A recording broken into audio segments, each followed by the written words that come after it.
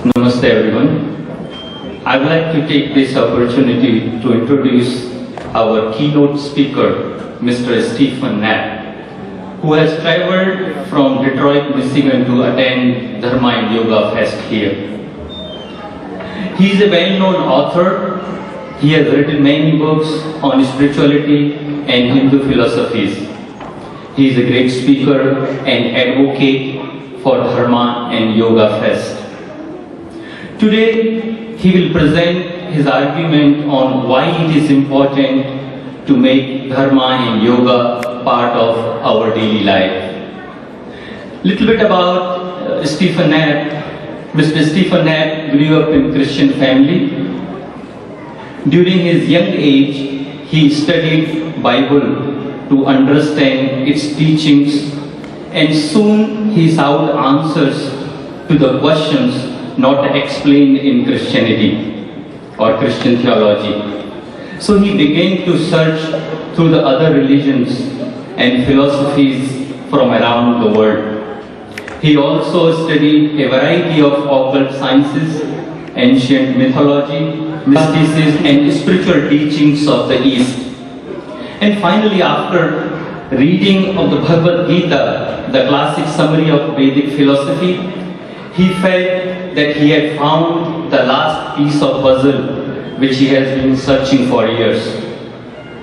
This increased his understanding of everything else he had been studying. Therefore, he continued to research, study of all Vedic texts of Hinduism to gain a better understanding. Finally, he became a full-fledged follower and practitioner of Sanatana Dharma. Under the authority of Srila A.C. Bhakti Vedanta, Swami Prabhupada, Mr. Knapp was given the spiritual name as Shri Nandan Das and became initiated into the spiritual line of Brahma Madhav Gaudiya Sampradaya. Now he has been tirelessly working to protect, preserve, and promote the deep spiritual knowledge of Vedic philosophy by giving lectures, participating in discussions, and publishing books and articles. He has written a number of books and articles on spirituality and on Hinduism. He has also traveled across India, mainly major of all holy places there. Mr. Knapp is a founder of World Relief Network and also one of the founders and president of Vedic Friends Association, a non-profit organization which enables collaboration with other writers, researchers, and teachers in order to share and expand their knowledge of Vedic culture. There is a lot more to talk about him, so I would like to take a break here and I would like to call him to talk about Dharma and Yoga. Mr. Stephen Knapp.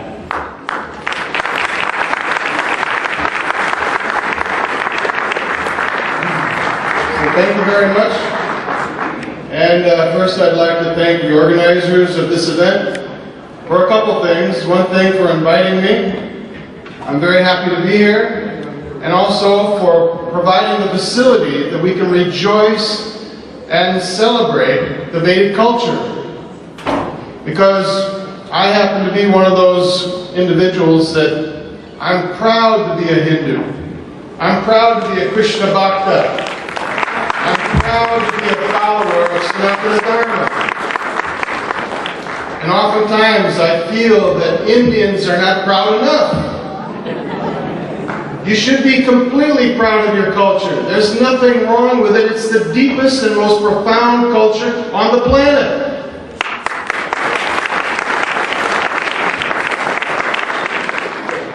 Just show me one that has more information, one that has the dealings with so many questions of philosophy and the purpose for being here. Show me a culture that discusses so many different aspects of what the absolute truth is. And then maybe I'll consider, the thing of it is, like I was just said in the introduction, I've already gone through all the different cultures, all the different religions around the world. And I already know that you cannot find all the deep answers to the questions that you can find in the Vedic culture and Vedic philosophy. That's why there should be no reason why any of us should not be proud of this culture and a participant of this culture and be ready to share this culture with everybody else. That's the thing. So I want to thank the organizers, because this is an event, this kind of festival right here, is a way that we can celebrate our culture, all the different aspects of it, and also bring others into it to also begin to appreciate what we have to offer. And we also have to realize that over the years, especially the past 1,000 years, there have been so many Hindus, so many Indian Hindus that have given their lives just so that we can still have the freedom to practice what we have today. And I'm not here to talk about that so much today, but if anybody wants to know all the details, they can read my book, Crimes Against India and the Need to Protect Its Ancient Vedic Tradition, which oddly enough was just told by the yoga guru in India, Swami Nityananda Paramahamsa, told all of his disciples around the world they should read that book. And I didn't even know that he did that until some of his disciples started to email me and tell me that that's what happened, and that's how, and they appreciate the book so much. But anyway, you can all find out so many different things I have to say in all the books I've written, over 25 now, on my website at www.stephen-knapp.com or just stephenknapp.info. Or if you want, you can come up to me and I can give you my card. It's a little big for a card, but that'll give you more information on that. We're also celebrating the 150th appearance of Vivekananda Swami, who was, I think, the first Vedic ambassador. And he came here not with the idea of converting people, but he came here just with the idea of sharing what he knew about it and what it could do for everybody else. So I think in that regard, it was a historic moment yesterday when I happened to be in the Chicago festival that we had an event which happened in the Fullerton Hall in the Art Institute of Chicago, where Swami Vivekananda gave his first speech over 120 years ago, calling out to everybody, my dear brothers and sisters, because he knew that Vedically speaking, and this is what I'm going to talk about now, we're all connected, we're all spirit souls, we're all beyond this body and the differences that the body appearance makes. We're all connected in that way. And this is what he could see, and this is what any Vedic sage can see. Beyond borders, a world beyond borders, a world without borders. That spiritually speaking, we're all the same, and in that regard, the Dharmic principles can establish global peace. Of course, there's always been times of war. Even amongst the Dharmic tribes, there's been wars, but never once was there a war based on conquering for possession of the country or converting to another religion. That has never been an issue. And there's a reason for that. It's because of the Vedic philosophy and the deep wisdom and realization that it has to offer. And this is what we all need to consider today. So I'm going to talk about, as he said, the benefits of yoga, the benefits of the Dharmic principles, and how it can benefit the individual as well as society in general.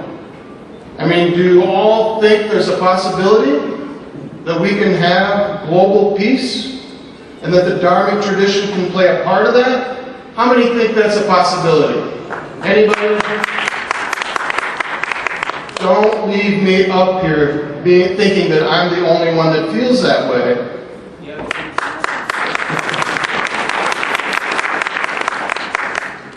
Well, thank you for those that applauded. At least there's a few out there that feel we've got something to strive for. Because these kind of festivals is what we can do to not only preserve and protect our culture, but also promote and perpetuate it. And this is something that we all have to work on. That's why it's important that we all become organized. That's why it's important we all become affiliated with one of the organizations, whether it's the HSS, VHB, Iskcon, for example, or some other organization by which our little effort can be magnified and broadened into doing great miracles. That's the whole point of an organization, is that whatever little you have to do or can do becomes expanded, becomes multiplied, so that great things can happen. And that's one of the things that Vivekananda showed us. A little effort and more people coming to join him can do wondrous things throughout the world. So anyway, the benefits of yoga are both individual and social, various and numerous. On the mental level, it strengthens concentration, determination, and builds a stronger character that can more easily reduce and cope with various tensions in this material world. And how many are free of tension? So the assortment of asanas and postures also provides stronger health and keeps ills such as diabetes, high and low blood pressure, and on away or in check. It improves physical strength, endurance, flexibility, back pain, digestive disorders, and arthritis. It promotes detoxification of the body, toning of the muscles, and relief from the stress and anxiety that we experience so much of today. Certain diseases can actually be prevented or improved by performing yoga on a daily basis. And one of the people that was that's a strong advocate of this was at did one of the talks yesterday at the Fullerton Hall in Chicago. And that was Swami Vivekananda, which I'm sure many of you know about. He was there. And also Dr. Subramanian Swami, His Holiness Chidananda Saraswatis, and Rajiv Malhotra. So some of these big names were there that were there to glorify Vivekananda, Swami Vivekananda, and establish the reason why we need to continue to work to protect and maintain and perpetuate this culture. So what I'm reading for you today are things that you should all know, and you should be able to repeat it. This is the thing. I'm not just standing up here giving you information. I expect you to repeat it so that when people ask you, why do you do yoga? Or what's so good about your culture? That you don't shy away from it, but you can stare him in the face and explain in an even, non-emotional, and not worked up or defensive manner what is so glorious about your culture. This is what we all have to practice. We have to be able to share. Because the thing of it is, remember, as soon as somebody asks you about Vedic culture, you become a representative of everybody else that follows it. And I want to make sure that you're qualified to represent me. If somebody asks you, whether at work or at school or anything else, because these things happen all the time, you've got to know what to say. You've got to be educated in your culture. You have to know how to answer questions, and you also have to know how to teach your children. Because if we expect to perpetuate this culture, our children have to know the right answers to the questions they have. Otherwise, they'll figure, I don't know how to relate to it. I don't know what it's all about. Why should I accept it? That's the question that got me here where I am today. I followed the religion of my parents, and basically I wanted to know more. I wanted to know a deeper level of spirituality. So I looked at all the different religions. And finally I came to Bhagavad Gita. As he explained, Bhagavad Gita answered the questions that I was looking for, gave me the answers that I needed. And that's what convinced me, because the children today all think one thing: what's in it for me? What am I going to get out of it? If I don't get anything out of it, then there's no point. So we have to explain things in a way by which they can understand the importance, the benefit, and the potential of it. So, when it comes to factors that keep us apart, we have to realize a few things. One of the main concerns in establishing peace and unity and harmony in this world is an old problem. And that's mentioned in the Taoist text called the Shuang Zhu, which says, men of this world all rejoice in others being like themselves, and object to others not being like themselves. So one of the main reasons for this is that everyone acts under the influence of the different bodily conceptions of life. This causes three of the above-mentioned factors, or the enemies. The three enemies are envy, pride, and anger. And because of our bodily conception, one may become proud of who we are, or envious of others, or angry over their apparent differences from us. Because of these diverse perceptions, people cannot act in harmony in this world. And to act in harmony and unity, there must be a central focus. Since everyone is actually a spiritual being, being a soul within a material body, accepting the body as oneself is an illusion. We all know this, but you know that saying, even a child of 8 may know this, but hardly a man of 80 can put it into practice. You know that saying? So we have to make sure that we know this and can put it into practice. So this illusion causes one to think that I'm an American, I'm a Russian, I'm a European, I'm white or black or this or that, fat, skinny, young, old, male and female even. So we have to think beyond this. But what is this consciousness of being American or Russian, a Republican or Democrat, black or white? It is all based on the impermanent identity of the ever-changing body and mind. It is the I and my consciousness. It creates a society in which people fight with each other because of the differences of their body and their identification with it. That's the whole problem. Their identification with their body and the differences that they see from everyone else. So the whole world exists under this illusion. So how can there be any peace? Even though government leaders talk about peace and meet in peace conferences, we've heard plenty of that going on lately, there can be no peace as long as this false consciousness continues. So when people under the bodily concept of life, they do not know that their real self-interest is spiritual. Therefore, they try to adjust things materially, changing their situation, changing the way they look sometimes, changing their job, or trying to change the government, or their living arrangement, and so on. They think that such adjustments are the way to be happy and to improve their lives. But these arrangements, however, are temporary. They may help a little bit, but sooner or later, more changes are needed because we live under this mindset of the material, of being concerned about the material condition over and above our spiritual progress. So furthermore, leaders are doing the same thing. They try to change things through political, economic, or military adjustments. However, more often than not, it is merely guesswork. It is simply speculating on what strategy to use. And yet at the same time, the problems, the fighting, and antagonisms continue. The United Nations in New York has been formed to try to calm the fighting that goes on and work out the differences and work in unity. But instead, people are usually coming together and blame or threaten each other for different things. Actually, we can see that more flags are flying, not less flags. So more countries and borders have been established and everyone has their own agenda. Disagreements between countries have actually increased, and this brings the world to a deplorable state. So unless we have a central focus on the goal and identity of humanity, all talk of unity is merely utopian. It will never happen.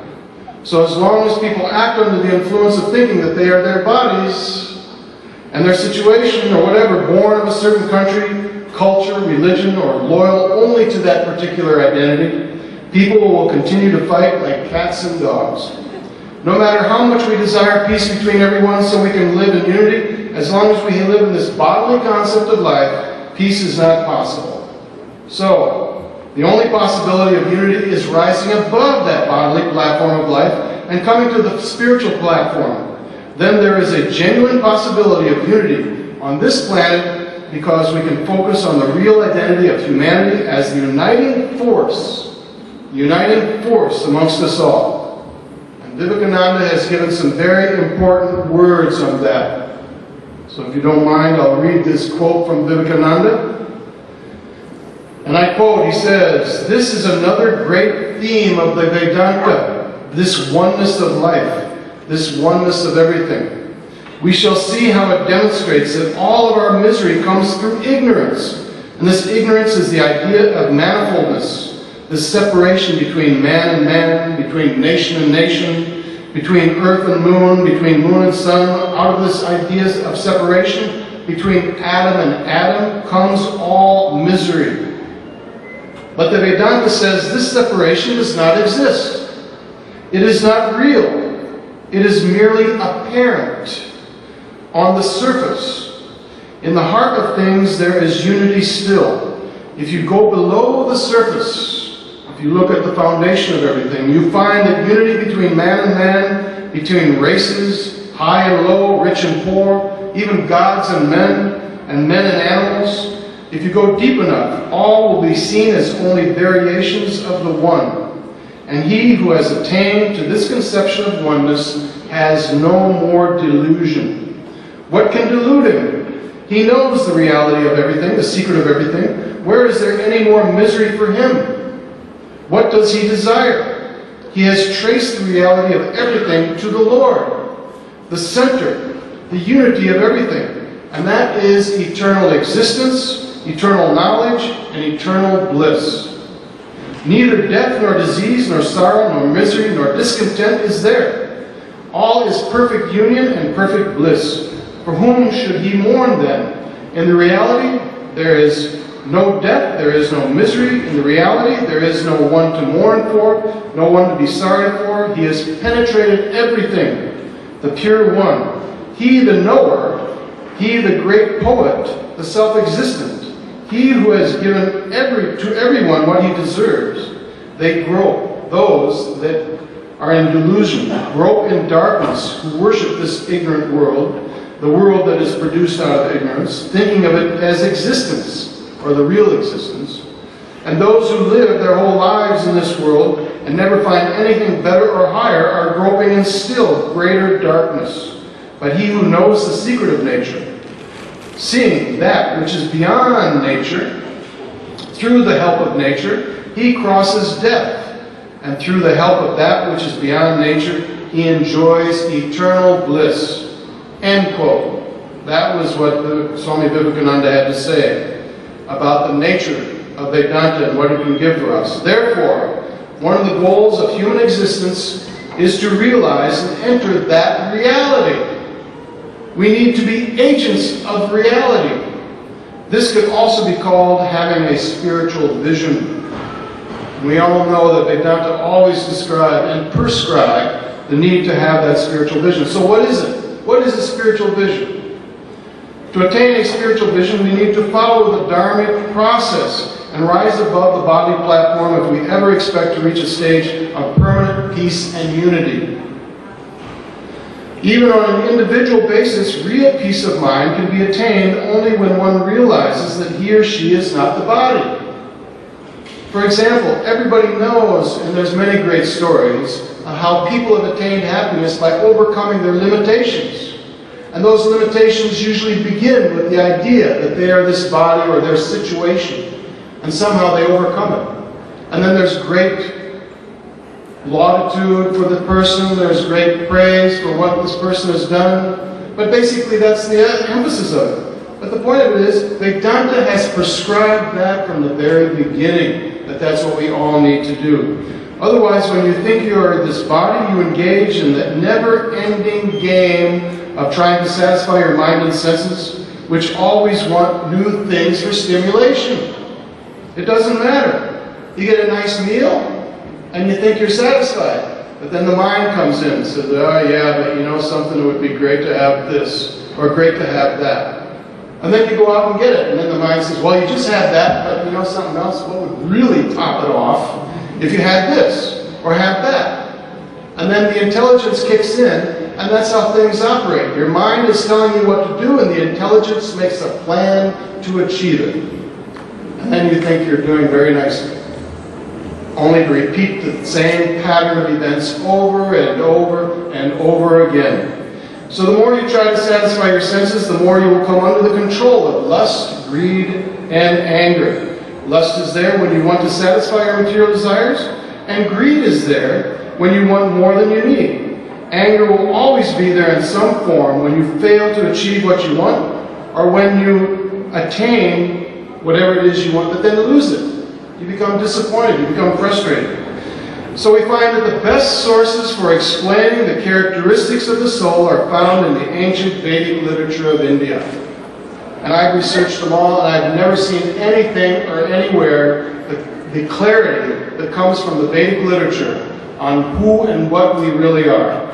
And this is one of the reasons why we also need to preserve and protect this culture. Many such texts have informed us, but the greatest text is one of the ancient classics called the Bhagavad Gita. And that is one of the basic classics of the Indian culture. And in 1334 it explains, O son of Bharata, as the sun alone illuminates all this universe, so does the living entity, meaning the soul, one within the body, illuminate the entire body by consciousness. Consciousness is the symptom of the soul. Any body that has consciousness means that there's a soul within that body. So another great verse compares the body to a chariot, in which the self is the soul riding within. It says, Transcendentalists who are advanced in knowledge compare the body, which is made by the order of the Supreme Personality, to a chariot. The senses are like the horses, the mind is the master of the senses, is like the reins, and the objects of the senses are the destinations. The intelligence is the chariot driver, and consciousness, which spreads throughout the body, is the cause of bondage in this material world. And that's from the Bhagavad Purana 7:15-41. So the consciousness binds us to this material world because of the material desires within it, or the misidentification of our body as being our real identity. And all I can say is sometimes when I look in the mirror, I am just so thankful I'm not this body. Because if this is as good as it gets, I mean, I'm really not sure how I would cope. But the fact of the matter is I've come across the Vedic tradition. It has described me that I'm actually the soul within, and being the soul within, I can rise above all these limitations, all these differences that take place on the bodily platform. So therefore, we also have great joy that we can abide in and live in because of this particular kind of knowledge. When you have this kind of knowledge, you can rise above all other kinds of problems that exist within, around, or in your situation. So naturally, until our consciousness is cleansed or spiritualized, we recognize various beings according to their body. We may see a person that appears to be a man or a woman, or body or a baby, or we may recognize those who appear to be animals, insects, aquatics, or even plants. However, once we can see beyond the material bodies, we will see that all of these entities are the same. They are all spirit souls. No other tradition provides for such clarity. Even the Shvetashvatara Upanishad 5 verses 10 and 11 states that the self is not man, woman, nor neuter, but appears in different types of bodies, only due to the previous activities and desires of the living entity.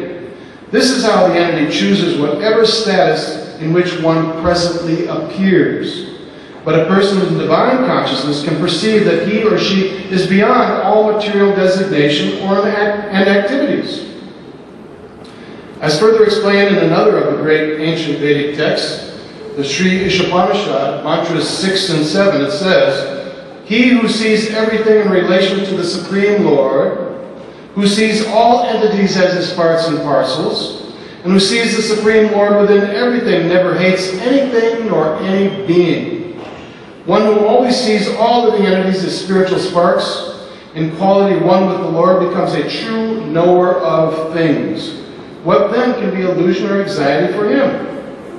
So only in this frame of mind, or with this focus, we will be able to reach a stage of peace within ourselves individually and go on to attain peace in the world. That is what the world needs. In other words, like another saying of Vivekananda, peace, global peace, starts from within. We have to reach that stage ourselves. So, how do we reach that stage of seeing the divinity within each of us? Because that's what it really means. This is why I formed what I call the 11th commandment. The other commandments we hear about are but moralistic principles. But now is the time to add real transcendence to the equation. And this 11th commandment that I formed is simply, of course, the thing of it is you all have to have moralistic principles. Because without moralistic principles, basically the whole planet becomes absolutely insane. But beyond that, we have to go further. We have to understand the divinity of all of us. And by that, I formed this 11th commandment, which is simply, thou shalt recognize the divinity in all living beings.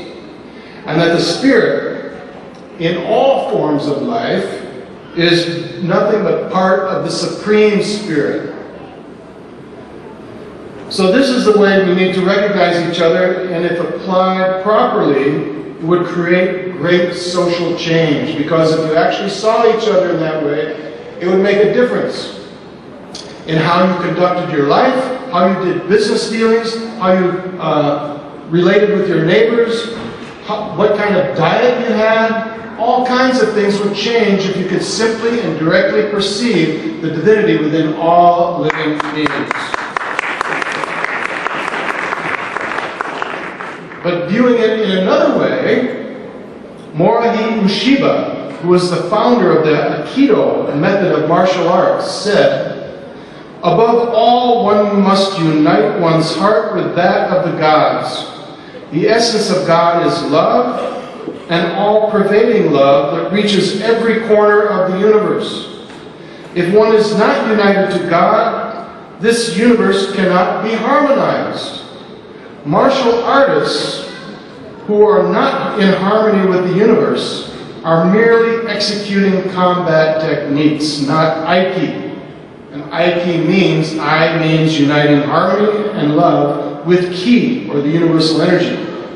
Now this understanding is very important in even everyday life, because if we are not working in harmony with love and universal energy, we are simply going through daily routines that are ineffectual and empty of any spiritual value. We need to practice the methods which also awaken the connection that we have with God and the universe and each other. This is the way we can fully grow and develop. Then our life will have meaning and purpose. We will be guided by our own upliftment, and will be able to assist in the upliftment of others. And we will be able to recognize the all-pervasiveness of the Supreme Being. And this is the goal of yoga and the Dharmic spiritual process. The essence of this perception, again, has been related in the ancient Vedic texts that we find, such as the Svetasvatara Upanishad 6:11, which states, he is the one God hidden in all beings, all-pervading, the self within all beings, watching over all worlds, dwelling in all beings, the witness and the perceiver. End quote. So if one can truly understand this and become enlightened in this way, he will see that he is a part of the Supreme Reality and realize his union with all beings. Within that enlightenment, one can reach divine love. This love, bhakti, as we were discussing earlier up here, this love is based on the spiritual oneness and harmony between all beings, which is sublime. And it is a source of spiritual bliss. It is a love based not on bodily relations or mutual attraction, but it is based on being one in spirit, beyond the temporary nature of the material body. And this is the love for which everyone searches. Everyone is looking for this love. Because let's face it, hardly anybody can live without love, because that is the nature of the soul. So, this is the love for which everyone searches, from which springs forth peace, harmony, and unity, of which all other kinds of love are but mere reflections. This state of being is reached through the spirituality as taught in the Dharmic traditions. Therefore, a life without spirituality is a life incomplete. All have the need to fill their souls with spirituality, the presence of God, in order to feel fullness, peace, centeredness, and unity. To begin seeing how things really are and to recognize the divinity in each of us, we have to start adjusting our consciousness. And this takes place by being trained in the Vedic spiritual knowledge and by practicing yoga, which purifies or spiritualizes the mind. When the mind becomes purified and the false ego no longer influences our vision, we become sensible people. And this is stated in the Bhagavad Gita, chapter 13, verses 31 to 32, which says, "When a sensible man ceases to see different identities due to different material bodies, he attains the spiritual conception. Those with a vision of eternity see that the soul is transcendental, eternal, and beyond the modes of nature. Despite being within the material body, the soul is above such material contact. And when a person becomes sensible, he attains the supreme spiritual peace." So in this way, we can understand that all of us are but small reflections of the supreme consciousness. When we put the greater whole above ourselves and realize that we all contribute to the condition of this planet, then uniting with a common good cause and with that supreme consciousness will be easy. The planet does not allow us to be isolated. It just doesn't work that way. We all must work together and interface with others on some level. One lesson that this school of existence on this planet forces us to learn is that when we come together like we're doing now, willingly to communicate with a positive purpose and to pray together and to unite for the good of the whole, then harmony and peace can exist. That peace forms and manifests when we focus on our spiritual nature, which brings between us our unity in the Supreme as children of the same Supreme Father. Making this the center of our existence will easily bring peace, unity, and harmony in this world because it brings in the spiritual vibration. In other words, it brings in the spiritual dimension that emanates from God. That vibration is one of spiritual love. It is all that is eternal. That spiritual love is all that is eternal. Everything comes and goes. That is the ultimate relationship between the infinite and the infinitesimal, which is basically you and me. So all else is temporary. It comes and goes. Therefore, focusing on and using our energy on temporary emotions like envy, jealousy, and anger will only keep us far away from the Supreme and from reaching any peace or unity between us. We have to recognize how similar we are in order to expand our heart towards others whom we may have previously rejected. This is how love and understanding can dissolve the boundaries that can keep us stifled as a society and as individuals, and keep us from entering higher dimensions of consciousness. There is no other. Spiritually, a lack of love towards each other is nothing more than a reflection of a lack of love for God. When we think in spiritual consciousness, we do not recognize others by their differences, but we see our similarities. And this is easy when we think in terms of being sons and daughters of the same Supreme Father, or parts of His creation, or all sharing this world together. We all belong to the One. Only in this way can there be universal love amongst all living entities. Only in this way can we begin to think that we are related to each other. Once we establish our relationship with the Supreme through yoga, which we've been talking about here, then we can establish our true relationship with everyone else. Remember, our spiritual nature is eternal. Our spiritual relation with the Supreme is eternal. Therefore, our spiritual relationship with each other is also eternal. We simply have to reach that stage of awareness. This is the central point. This central point has to be established in order for there to be universal peace, brotherhood, equality, and unity in the world. In essence, yoga and the Dharmic principles teach us that we are all consciousness in material forms. Consciousness cannot be destroyed, It is the essence of God in each of us.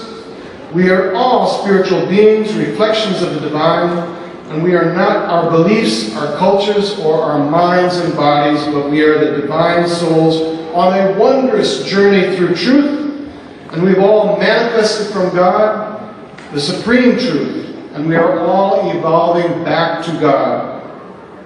As the Manu Samhita 12:125 relates, thus, he who by means of the self, meaning the greater self, God, sees the soul in all created things after attaining equality with all, enters into Brahman, or the spiritual consciousness, which is the highest place. That is the ultimate goal. That is the purpose of life on this planet. That is the purpose of being a human. And right now, this world is filled with people who have so many different conceptions, it's sometimes hard to even be human. But the Bhagavad Gita 4:39 also states, a faithful man who is dedicated to transcendental knowledge and who subdues his senses is eligible to achieve such knowledge, and having achieved it, attains that supreme spiritual peace.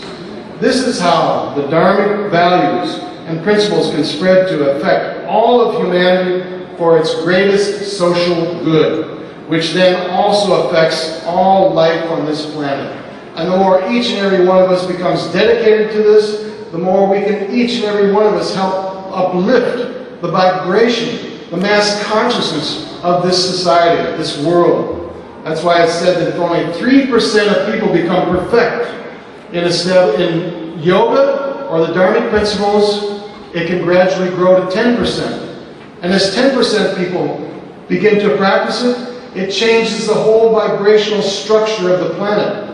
And society itself can't help but change, can't help but progress, and can't help but be more human, meaning being more spiritually aware. So let me just conclude with this.